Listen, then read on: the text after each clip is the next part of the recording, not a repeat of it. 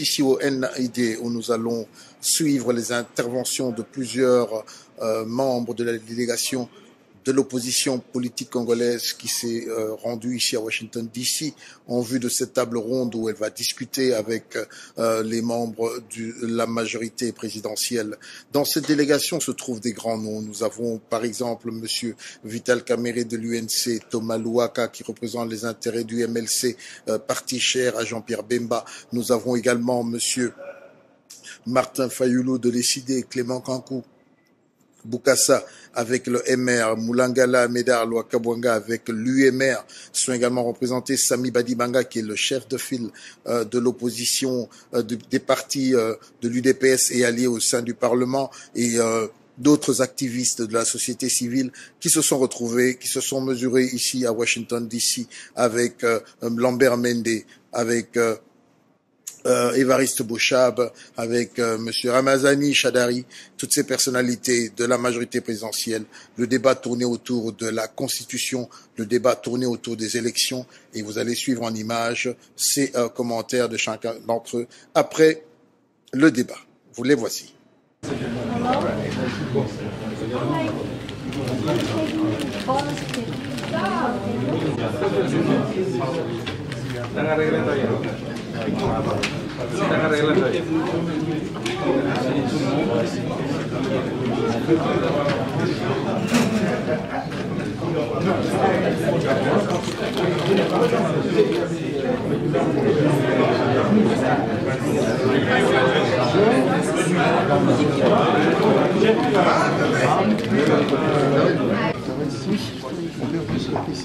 C'est possible de print something? Oui.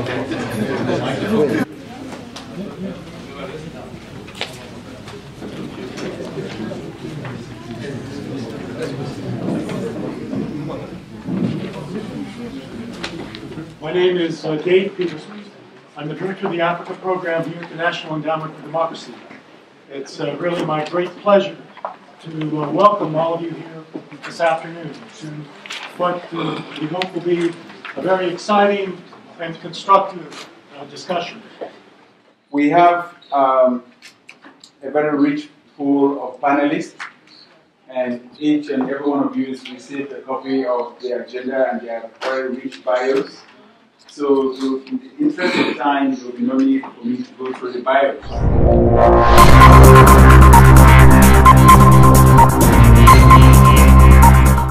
Il y a une stabilité du cadre macroéconomique. La plupart des partenaires internationaux reconnaissent cela. Nous avons lancé un accroissement substantiel des investissements sociaux, gratuité de l'enseignement fondamental. Nous avons doublé le taux de scolarisation dans le primaire. Nous avons construit 400 écoles depuis septembre dernier pour un montant de 60 millions de dollars. Nous avons relancé l'agro-industrie. Au plan politique, toutes nos institutions fonctionnent. Les Congolais jouissent de leurs droits démocratiques. On atteste la marche que l'opposition a organisée aujourd'hui à Kinshasa, qui n'a été interdite par personne, ils se sont exprimés. Et je mentirais cependant si je vous dis que la RDC est devenue un paradis. Mais celui qui affirmera que ce pays est resté un enfer ne dirait pas la vérité non plus.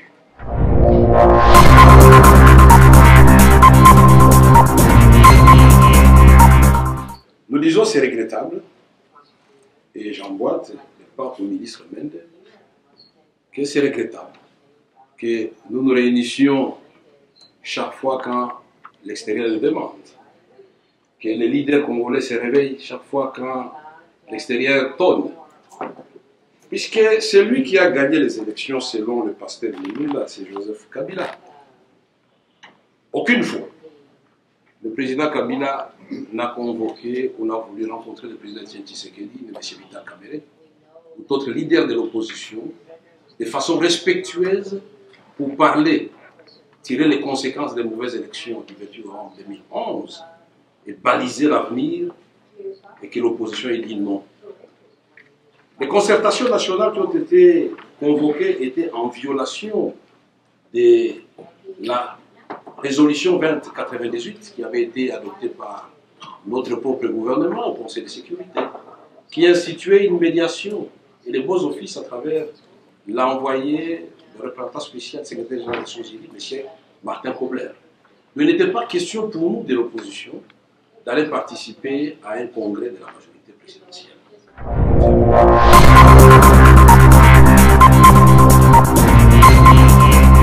Vous venez de le suivre, mesdames et messieurs, ce débat était houleux.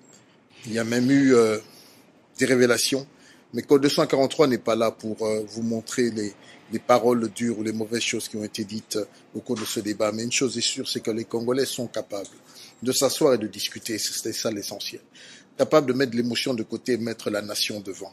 Oui, et ceci d'ailleurs est assez révélateur avec la présence de monsieur Gilbert Mundela qui a fait une brillante intervention parlant de la situation de la RDC, enjoignant ses collègues, ses jeunes frères, ses membres de ces partis politiques d'apporter une fois pour toutes une nouvelle vision qui va conduire la RDC au firmament du développement, mais également afin qu'elle puisse jouer ce rôle important du développement de l'Afrique. L'opposition est sortie, a fait même une déclaration qui vous sera présentée d'ici là. Ces hommes sont venus défendre l'intérêt des Congolais. Et je voudrais ici enjoindre le peuple congolais de l'extérieur. Vous savez, c'est facile. Nous avons la critique facile pour dire que nos frères, que nos aînés, nos parents sont corrompus, ne regardent que leurs proches, et ceci, cela. Alors que lorsque vous êtes avec eux, lorsque vous discutez, vous vous rendez compte que ces messieurs prennent des risques. Pour preuve, Eugène Diomi, Dongala, que nous saluons. Pour preuve, Franck Diongo, qui nous a montré les images difficiles avec Fernando Coutinho. Pour preuve, toutes ces exactions, ces libertés qui ne sont pas définies. Donc, je voudrais vous demander, mesdames et messieurs, qu'on ait de la décence, qu'on ait du respect pour ceux qui combattent devant les sbires du pouvoir dictatorial de Joseph Kabila. Donc, faites un effort là où vous êtes pour être moins critique, pour parler un peu mieux, pour pouvoir faire les choses selon le respect de ceux qui combattent sur terrain.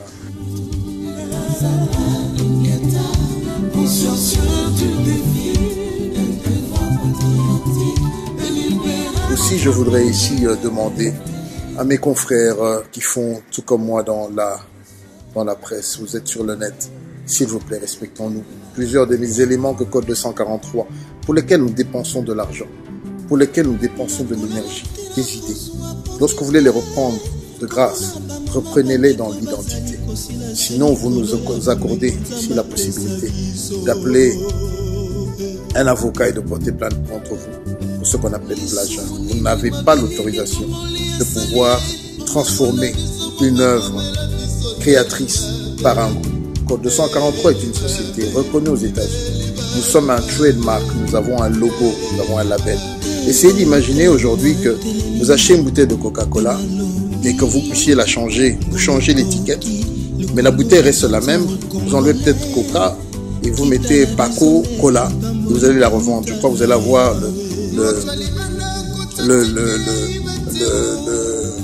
le procès du siècle. Donc, bandeko nangai balingami yaba na lubion la lingala parce que ya mingi baza kolanda biso utika makanisi wana. Olingi kozwa video nangai sala na kende na se koma cher tiango na mio na yo naza na problème te.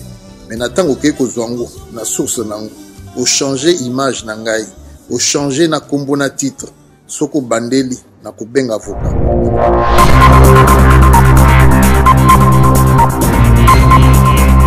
Voilà, M. Mlangela, vous venez de participer à ce sommet important qui est organisé par le National Endowment for Democracy, concomitamment à la grande réunion des responsables politiques présidents en Afrique. Quelle est votre réaction à chaud? Je dirais simplement que ce qui a été débattu ici n'est rien de nouveau. Ce qu'il faut signaler, c'est que pour une fois, nous avons vu les Congolais de camps politiques opposés se retrouver pour discuter de manière tout à fait indépendante. Et je regrette qu'on ait eu à venir à Washington pour que cela puisse se faire. Il aurait été souhaitable que de tels débats puissent déjà avoir lieu au niveau du pays pour faire avancer les choses. Mais le mérite est que la discussion a eu lieu, nous avons des témoins privilégiés, des partenaires privilégiés. Je pense qu'elle va continuer demain et après-demain dans les structures des forces vives au niveau du pouvoir du Parlement. Et à partir de là, on verra ce qu'on pourra en retirer. Mais ce qui est important de voir, c'est que l'opposition dans son ensemble a la même vision, tout ce qui doit être fait. Elle regrette le changement qui se prépare au niveau de la majorité. Elle estime que cela peut déstabiliser le pays davantage. On n'en a pas besoin aujourd'hui, qu'il n'y a nullement opportunité aujourd'hui de changer la Constitution et surtout de changer le 220, constituer un verrou important et qu'une garantie pour l'alternance démocratique dans notre pays. Nous sommes avec M. Martin Fayoulou, président de l'ECD, qui en ce jour a eu organisé à Kinshasa avec grande réussite une manifestation, mais qui présentement est à Washington DC. Bonsoir M. Fayoulou. Oui, bonsoir. Quels sont vos avis après avoir participé à cette rencontre organisée par le National Endowment for Democracy? Écoutez, nos avis sont très simples. Nous avons vu nos amis de la mouvance kabyliste qui sont venus avec beaucoup de contradictions. Tantôt ils disent qu'ils veulent réviser la Constitution, tantôt ils disent non, c'est les changements de la Constitution qu'ils demandent, et tantôt ils reviennent encore pour dire non, on ne sait pas encore. Alors nous sommes venus ici simplement montrer l'inopportunité de la révision constitutionnelle. Et heureusement que nos frères du Congo-Brazza, qui connaissent aussi la même situation, ils ont trouvé qu'il est inopportun de changer la Constitution, ni même de la réviser, pendant que nous sommes déjà en train de préparer les élections à venir. Nous changeons la Constitution pour changer le mode d'accès au pouvoir. Le mode d'accès au pouvoir est déterminé. Ici, la Constitution congolaise est claire, notre Constitution de la RDC. Et la Constitution est répartie en 3 parties. Nous avons d'abord l'exposé des motifs. Nous avons le préambule et nous avons les dispositions de cette Constitution. Dans l'exposé des motifs, au point 4, la Constitution parle de la révision constitutionnelle. Et elle dit clairement qu'on ne peut pas opérer des révisions intempestives. Et c'est pour cela qu'elle a pris des précautions pour verrouiller certaines dispositions, notamment la disposition concernant le nombre et la durée des mandats. Aujourd'hui, les kabylistes veulent déverrouiller et changer cette disposition pour permettre à Kabila de faire un 3e mandat. Alors, nous disons que non, il n'est pas opportun et le peuple n'en veut pas. Et le peuple a bien démontré qu'il ne voulait pas de la révision constitutionnelle. Un petit commentaire sur la manifestation de Kinshasa? Mais écoutez, nous sommes très contents. Nous avons vu des images, nous sommes ici, nous avons vu des images, une réussite totale et nous allons continuer dans ce sens. Voilà, nous sommes ici au National Endowment for Democracy avec le secrétaire général de MLC, M. Thomas Louaka. Bonsoir. Bonsoir. Vos avis et impressions après cette réunion ici à Washington? Non, je crois que la vertu de cette rencontre, c'est que nous nous sommes parlé. Nous nous sommes parlé peut-être avec passion, mais chacun a donné son point de vue sur la situation aujourd'hui qui prévaut dans notre pays. Qui a raison, qui a tort, on ne le sait pas. Mais le plus important de là, c'est qu'on se dit aujourd'hui, les gens de la majorité ne peuvent pas dire qu'ils ne savaient pas ce que l'opposition pensait. Et nous, de l'opposition, nous ne pouvons pas dire qu'on ne savait pas ce que la majorité pensait. Ça, je crois que c'est le principal élément de cette rencontre. Il y a un petit commentaire sur la manifestation de Kinshasa? La manifestation de Kinshasa, j'ai vu les images, il y avait une grande mobilisation, donc on voit que la population est sensible justement à cette problématique importante de la révision de la Constitution. Donc de plus en plus, nous avons mobilisé la population pour qu'elle s'élève que nous craignons, mais aujourd'hui les gens de la majorité nous disent que c'est un procès d'intention et nous allons les juger les actes. Est-ce que vous croyez qu'il y a des chances, si le prémisse de certains des nôtres pourraient être mis sur pied organisé de retour au pays pour trouver des solutions, car tout le monde, les personnes ne veulent une guerre, personne ne veut un dérapage social, C'est intéressant dans le sens que rarement nos amis de l'opposition ont accepté de venir au contact de la majorité. Maintenant que cette habitude est créée, vous souhaitez qu'on puisse effectivement lui donner une suite lorsque nous allons rentrer en République démocratique du Congo. Les contacts entre les enfants du pays ne peuvent en aucune façon faire des temps. Voilà, nous remercions M. Lambermendy. Bonsoir. Merci. 243 reçoit en privilège ce soir le président national de l'Union pour la nation congolaise, M. Lambermendy. Bonsoir. Bonsoir, Jean-Marie. Vous avez été l'un des principaux orateurs ce soir à cette rencontre organisée par le National Endowment Fund. Oui, c'était une rencontre importante parce que ça prouve encore une fois de plus que le leadership qui devait être exercé par les gens qui dirigent la vie démocratique, ça n'avait pas été. Voilà pourquoi nous nous transportons outre-Atlantique pour qu'on ne raconte pas des petits-enfants ce que nous devrions faire nous-mêmes. Nous avons demandé à plusieurs reprises au président d'appliquer seulement l'accord Kadali et la résolution 2098 pour qu'ensemble, majorité, opposition, société civile, nous puissions parler du bonheur du peuple congolais.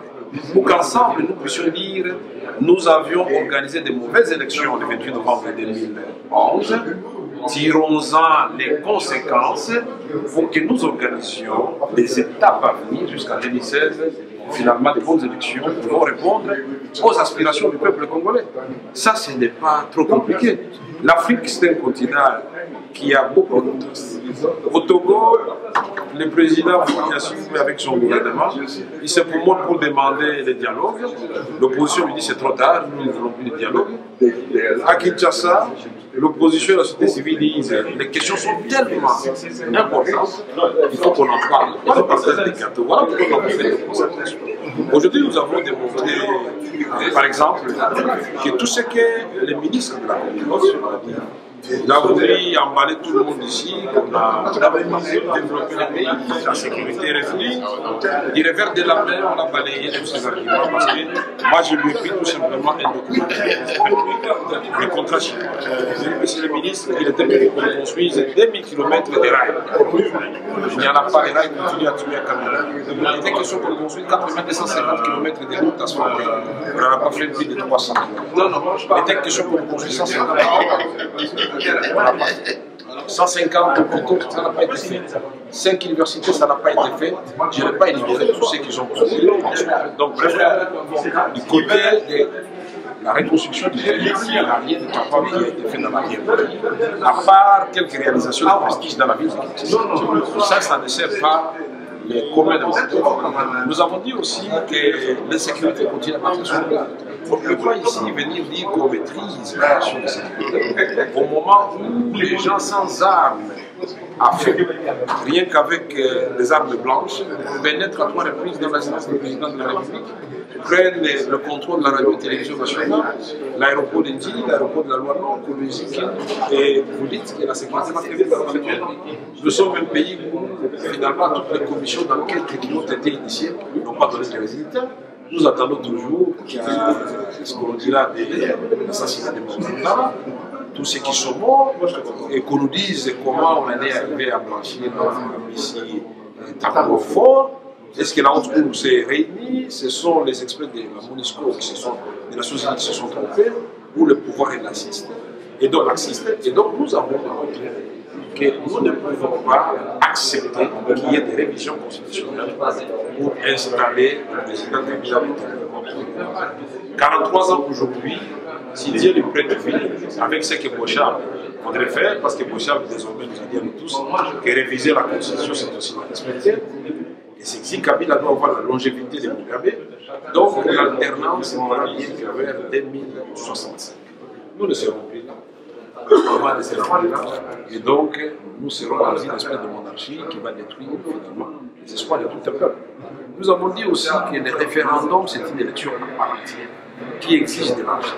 Au lieu de nous distraire avec les référendums pour savoir si on doit garder le mot de scrutin direct ou indirect pour les députés professionnels, mettez cet argent pour l'élection des députés pour que chaque Congolais puisse garder son droit de se choisir librement son député provincial. Puisque faire le contraire, prévoir cet article 197 dont on touche à l'article 220, dans son deuxième alinéa, qui interdit toute révision constitutionnelle qui aurait pour effet de diminuer les droits des citoyens. Et donc, le fait, c'est une violation, c'est là une haute trahison. Nous avons démontré au professeur Évariste Bochab que la science qu'il enseigne à l'université, il devait commencer d'abord par l'appliquer lui-même. Et que ce que nous avons entendu et ce que nous avons retenu, de l'aveu des mains de lui-même et de Bocham et de Ramazan Chirali. Kabila n'a pas demandé de réviser la Constitution. C'est eux qui demandent à Kabila de réviser la Constitution. Ce sont de mauvais conseillers. Ils doivent tous se déporter et comprendre que le peuple. Donc nous allons nous y opposer. Je voudrais aussi saisir cette occasion pour féliciter les Kinois et qui ont répondu nombreux au meeting de l'opposition. Un lundi, jour ouvrable, et dans une ville de terreur, puisque tout le monde avait peur, de remplir toute la place qu'il se disait. J'ai entendu même ici rire quand on a dit qu'on a fait mais heureusement que la télévision, c'est pas la révolution. Les gens ont vu déjà les images ici la toile. Et je félicite le secrétaire général Emonda, le secrétaire général Mafou, et les amis de Sénéca et Médémo, tous ceux qui ont de l'heure ou de frères participé à cette grande réussite, les syndicats et tout le monde. C'est en étant ensemble qu'on a fait aujourd'hui que nous allons effectivement changer de société et que nous allons imprimer le rythme pour le nouveau La présidentielle devrait obtenir, à défaut du changement de la Constitution, une révision de cette Constitution. Mais je penche plus sur le changement de la Constitution parce que je crois qu'ils le savent très bien que juridiquement, la révision constitutionnelle ne réglera pas leurs soucis. Leur souci étant celui de maintenir la Kabila. L'article 220 la seule possibilité qu'ils auront sera de changer carrément la Constitution, donc de quitter la Troisième République pour aller vers la Quatrième République. Mais ce qui m'étonne sur le plan pratique, c'est qu'on nous dit qu'il n'y a pas suffisamment d'argent pour tenir toutes les élections directes, c'est-à-dire les locales, les provinciales, les législatives et les présidentielles. Mais là, pour organiser un référendum, subitement, ils ont les moyens de pouvoir organiser ce référendum. Et il y a quelque chose qu'il faudrait noter ici, et révéler par c'est que le recensement dont parle la majorité présidentielle nous coûtera la bagatelle de 498 millions de dollars. Mais Lambert Médé a fait une proposition, disons qu'on pouvait accoupler cela avec des élections communales. Oui, mais pourquoi pas alors coupler les élections provinciales et locales? On a toujours demandé. Pourquoi pas les combiner? Donc, je m'inscris à fond par rapport à ça. Et donc, sur le plan financier, les 498 millions, nous les avons toujours considérés. Et nous ne comprenons pas, c'est là le problème que nous avons avec les CENI. La loi prévoit que la CENI élabore une prévision budgétaire, et que les prévisions budgétaires pour toutes les élections, voire la référence. Donc c'est une prévision budgétaire qu'on doit nous présenter. Et à nous de voir, nous, notamment l'Assemblée nationale, qui sommes l'autorité budgétaire, de voir si effectivement nous pouvons atteindre ce budget ou pas. Mais on sait de nous dire que ce n'est pas possible, ça coûte trop cher, on ne dit pas quel est le montant, et ça coûte trop cher par rapport à quoi. Ça, on ne sait pas. Le deuxième élément, c'est sur le plan technique, le temps matériel même. Vous voulez organiser un référendum, organiser toutes les élections directes, et tout ça en 26 mois, 27 mois. Dites-moi, comment est-ce que vous allez trouver cette formule? Comment est-ce que vous allez faire? Il y a aussi un autre point concernant le fameux recensement. D'abord, ce n'est pas une obligation, ce n'est pas une exigence de la loi. Mais deuxièmement, la CENI, le président Malman, essaie de nous tromper en disant que c'est à partir du recensement qu'ils pourront tirer, si vous voulez, la liste des électeurs. Mais le recensement, laissez-moi vous le dire, le recensement est fait sans les données biométriques, c'est-à-dire sans empreintes et sans photos. Comment va-t-il tirer la liste de recensement pour en faire la liste des électeurs? Donc nous devons reprendre l'enrôlement. Il est clair que le fichier électoral est corrompu, tout le monde le sait, avec le problème des omis, le problème des mal orientés, mais surtout le plus grand problème, c'est le problème d'intégration des nouveaux majeurs partant de 18 à 23 ans, qui représentent 31% de la population ou du corps électoral, ce qui représente un peu plus de 10 millions d'électeurs. Et ajouter à cela les Congolais de l'étranger qui ont aussi ce droit-là de pouvoir être électeurs et être éligibles. Sans ça, nous n'accepterons jamais d'aller avec ce fichier à ces fameuses élections qui vont être. Voilà, M. Samouné Badibangan, nous vous remercier. J'espère que nous allons avoir l'occasion, dans le cadre de 243, d'avoir un long entretien avec vous, de manière à ce que nous puissions épuiser les sujets. Je sais que l'UDPS aujourd'hui est sur la sellette, surtout dans la diaspora. On aimerait savoir la santé du président Tshisekedi. Voilà, nous recevons M. Gilbert Mondela. Vous êtes celui qui a participé ce soir à cette rencontre au National Endowment for Democracy entre le gouvernement congolais, qui est la majorité avec l'opposition, et vous étiez le représentant de l'UDPS. Est-ce que vous pouvez nous donner à chaud vos impressions et votre regard sur ce qui s'est passé? Bon, vous savez, les Américains ont quand même pu faire quelque chose qui était intéressant. Lorsque nos amis du gouvernement étaient invités à Kinshasa par M. Kobler, ils ont refusé de se présenter. Et lorsque Washington a dit venez, ils sont venus en force pour venir parler et défendre leur point de vue. Je crois que c'est une bonne première qui a permis à ce que les Congolais maintenant échangent réellement sur ce problème. Je crois que l'opposition a présenté les points de vue de l'opposition. Nous, en tant que UDPS, nous devions être parmi les participants, du moins les intervenants les plus importants, mais le format qui a été choisi a été celui qui nous a été imposé. Nous nous sommes pliés à la règle démocratique de l'organisateur. Le choix qu'il a choisi, qu'il a fait plutôt, nous en sommes conformes et nous y sommes conformes. Ce que nous devons retirer de cet événement, c'est quoi? Est-ce que les Congolais peuvent se parler? Oui, ils peuvent se parler. Est-ce que les Congolais sont des ennemis? Non, ils ne sont pas des ennemis. Maintenant, ils doivent comprendre qu'on ne doit pas faire des constitutions sur mesure, mais faire des constitutions pour les besoins de l'ensemble du peuple congolais.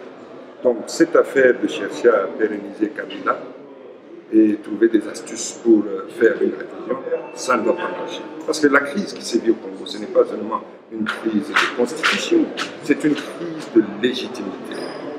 M. Kabila n'a pas de légitimité. Et vous avez vu, lorsque l'opposition a soulevé ce problème, ils se sont énervés, ils ont commencé à tirer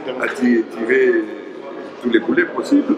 Mais heureusement que le modérateur a été patient, il a daigné à ce qu'ils puissent vider leur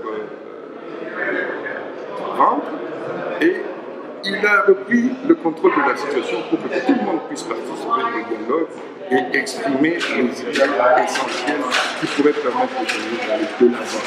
Nous sommes venus pour chercher à trouver une voie par laquelle le Congo pourrait avancer. Et l'accord cadre nous offre cette possibilité. Mais est-ce que vous êtes...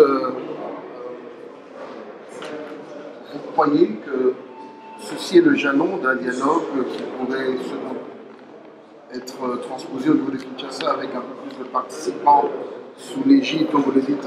Est-ce qu'on repart vers un autre dialogue? Y a-t-il possibilité? Car il faudra bien décanter la situation. Et comment la décanter? Par la rue, par les armes, par une révision? D'ailleurs, votre allocution a été la plus remarquée. Vous avez clôturé en parlant de l'amour, en parlant du Congo d'abord. Ce discours fort qui touche au cœur et non à l'intellect, croyez-vous qu'il pourra aujourd'hui susciter une volonté de l'opposition d'abord, en tant que RS maire de l'opposition avec ses alliés, pour que nous puissions aller nous asseoir, enfin, du compte et commencer à parler entre nous, Congolais, avec le cœur et non le ventre. Je ne suis pas pasteur, mais lorsque le Dieu créateur a choisi que toi, tu naisses au Congo, il avait la latitude de te mettre aux États-Unis. Lorsqu'il a choisi que tu viennes aux États-Unis, c'est pour que tu puisses te confronter à cette expérience américaine pour rentrer, aider ton pays à aller de l'avant. Donc, si aujourd'hui nous aimons le Congo et que nous défendons le Congo, doit-on pour cela nous entretuer? Ne pouvons-nous pas nous réunir et regarder, mais écoutez, c'est le Congo que nous devons défendre ensemble devant toute agression, rwandaise, ugandaise ou quelconque qu'elle soit, nous devons protéger notre pays. Ce cadeau que Dieu nous a donné, que faisons-nous pour le garder? C'est parce que nous sommes dans des turpitudes de combats, de positionnement, qui font qu'aujourd'hui, Nous n'allons nulle part. Le peuple a élu M. Etienne. Certains qui avaient leur zone de confort menacée ont préféré ne pas laisser M. Tshisekedi exercer son pouvoir. Mais aujourd'hui, ils viennent maintenant avec d'autres astuces pour essayer de changer la dynamique, pour toujours garder cette zone de confort. Mais regardez, si aujourd'hui, le Congo avec 75 millions d'habitants, il ne décolle pas, le taux de corruption est le plus élevé au Congo. L'index au monde, je veux dire, excusez-moi, nous regardons l'indice de développement le plus bas au monde, avec toutes les richesses regorge. Doit-on continuer à faire confiance à un groupe qui est en train de se satisfaire, à grossir le ventre et regarder par-ci par-là et dire j'ai combien de maisons, j'ai combien d'argent dans mon compte. Si c'est ça la bonne gouvernance, alors c'est une aventure.